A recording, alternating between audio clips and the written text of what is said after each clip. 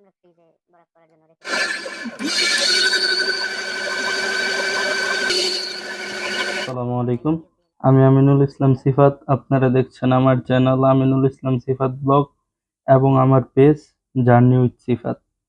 তো এখন তৈরি করব আমরা মিল্ক শেক, যেটা আপনারা মনে করেন যে ফ্রুট মিল্ক শেক, একদম অল্প উপায়ে এবং অল্প উপাদানে তৈরি করব, যেটা সচরাচর আপনারা কোনো একটা রেস্টুরেন্টে খেতে গেলে মিনিমাম 2 থেকে 250 টাকার মতো লাগে।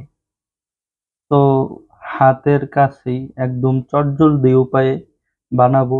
তো আসেন, প্রথমে তো 1 কাপ পরিমাণ দুধ দিয়েছি। এখন আমরা 2টা মিডিয়াম সাইজের কলা দেব।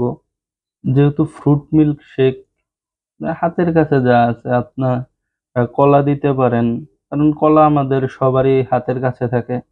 আর মোটামুটি খুবই রিজনেবল প্রাইস, 200-250 টাকা খরচ না করে আমি মনে করি যে এই মিল্ক শেকটা যারা বানাবেন তাদের জন্য খুবই ভালো হবে, কারণ এত কম প্রাইসে আপনারা মিল্ক শেক পাবেন।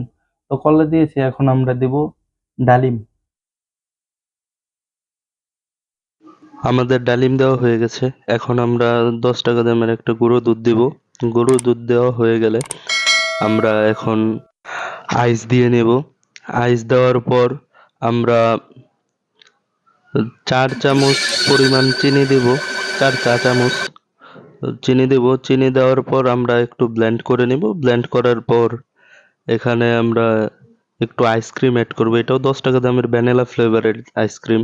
যেহেতু আমি বলছি যে একদম কম দামে বানাবো, এই কারণে একদম কম রেটে যা যা উপাদান আছে এর মাধ্যমে আমি বানিয়ে রেখে দিছি।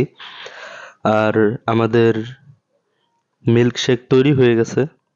মিল্ক শেক এখন আমরা একটু গার্নিশিং করব। গার্নিশিং করার জন্য হালকা আইস নেব গ্লাসে, তারপর আমরা মিল্ক শেক ব্লেন্ডার করে মিল্ক শেকটা ঢেলে নেব গ্লাসের মধ্যে। তো আমি আশা করি যারা এই পর্যন্ত ভিডিওটা দেখছেন তারা অবশ্যই একবারের জন্য হলেও বাসায় বানিয়ে খাবেন।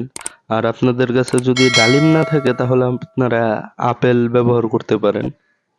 আশা করি ভালো লাগবে, অবশ্যই বানিয়ে বাসায় খাবেন। আর যারা পেজ থেকে দেখছেন তারা অবশ্যই ফলো করে আমাদের পাশে থাকবেন। আর যারা আমার ইউটিউব চ্যানেল থেকে দেখছেন তারা অবশ্যই সাবস্ক্রাইব করে আমাদের পাশেই থাকবেন। সবাইকে অনেক অনেক ধন্যবাদ এতক্ষণ আমাদের পাশে থাকার জন্য।